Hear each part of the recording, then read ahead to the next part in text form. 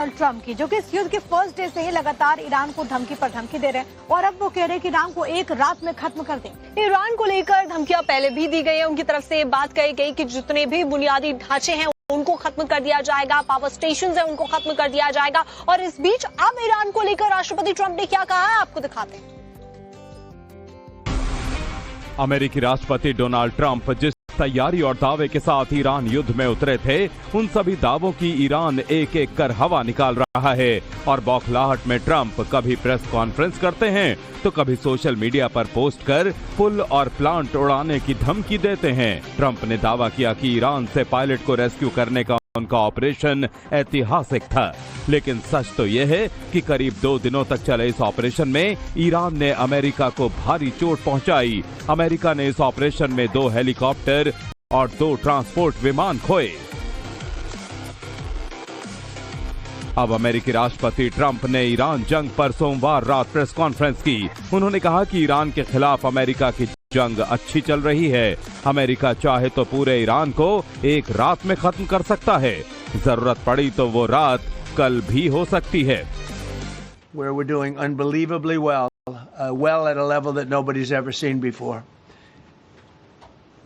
The entire country can be taken out in one night, and that night might be tomorrow night. Trump ने Iran में फंसे अमेरिकी pilot को बचाने वाले ऑपरेशन को ऐतिहासिक बताया। उन्होंने कहा, मैंने अमेरिकी सेना को आदेश दिया था कि हमारे बहादुर सैनिकों को सुरक्षित घर लाने के लिए जो भी जरूरी हो वो किया जाए। ट्रंप ने कहा, ये बहुत जोखिम भरा फैसला था क्योंकि हमने 1 से 2 पायलट को निकालने के लिए 100 जान को दांव पर लगा दिया था। ट्रंप ने इसे हाल के दशकों में सबसे खतरनाक ऑपरेशनों में से एक बताया। राष्ट्रपति ट्रंप यही नहीं रुके, उन्होंने ईरान के लोगों को आजादी दिलाने की भी बात की।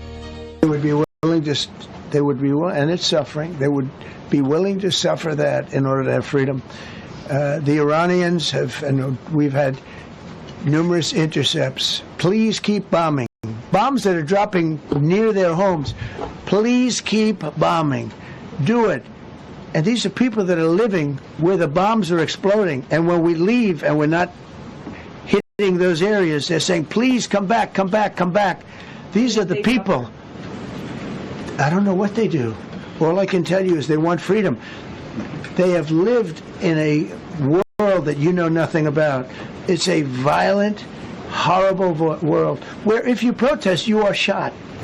अब तक अमेरिका ने ईरान के 13,000 से ज्यादा ठिकानों पर हमला किया है और पिछले 37 दिनों में 10,000 से ज्यादा लड़ाकू विमानों ने उड़ानें भरी हैं।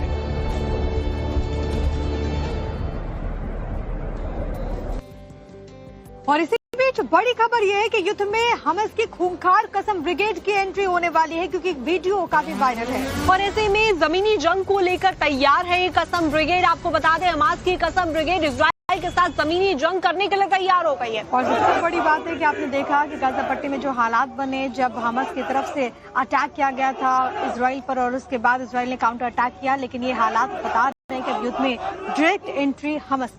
वैसे में अगर हमास की एंट्री होती है तो उसके बाद में वॉर फ्रंट और ज्यादा बढ़ता हुआ नजर आएगा। आपको 2 तस्वीरें दिखा रहे हैं, तो ऐसे में वीडियो भी सामने आया है। पहला video Chechen commander Ramzan Kadyrov और उनकी चेचन्या फोर्स का है। चेचन इस वक्त रूस की तरफ से यूक्रेन में युद्ध लड़ रहे हैं और अब इंटरनेट पर दावा ये है कि रमजान कादिरोव ईरान युद्ध में ईरान की तरफ से अमेरिका और इजराइल से लड़ने वाले हैं। तो वहीं दूसरी तरफ हमास की कसम ब्रिगेड का वीडियो सामने आया है। दावा ये किया जा रहा है कि 3 साल तक इजराइल के हमलों के बावजूद हमास की कसम ब्रिगेड अभी भी जिंदा है। दूसरी तरफ आपको ये भी बताते चले कि अब कसम ब्रिगेड इजराइल से ग्राउंड ऑपरेशन में जमीनी जंग के लिए मैदान में किसी भी वक्त उतर सकती है। तो 2 तस्वीरें किस तरीके से ईरान भी घेराबंदी कर रहा है, और अब सबसे अहम पहलू ये है कि जो प्रॉक्सीज है, जो संगठन है, वो भी एक्टिव हो चुके हैं।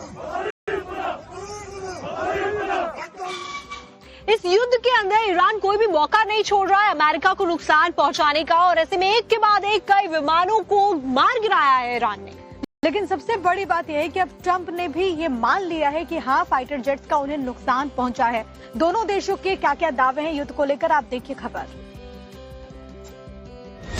ईरान ने दक्षिणी प्रांत इस्फहान में अमेरिका के F-15E फाइटर जेट को मार गिराया। ईरान ने दावा किया कि उसने स्वदेशी डिफेंस सिस्टम से अमेरिका के फाइटर जेट को मार गिराया। F-15E फाइटर जेट में 2 क्रू मेंबर थे, एक पायलट और एक वेपन सिस्टम ऑफिसर। दोनों ने समय रहते इजेक्ट कर लिया।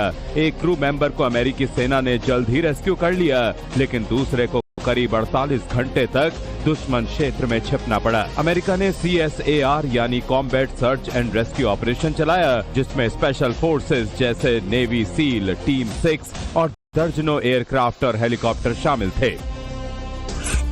अमेरिकी रिपोर्ट में दावा किया गया है कि रेस्क्यू के दौरान 2 MC-130J या C-130 ट्रांसपोर्ट विमान फंस गए, लेकिन ईरान का दावा है कि उसने दोनों विमानों को मार गिराया। अमेरिका का कहना है कि उसने ईरानी हाथों में पड़ने से बचाने के लिए विमानों को खुद ही उड़ा दिया। ईरान ने दोनों C-130 ट्रांसपोर्ट प्लेन हिट करने का दावा किया है।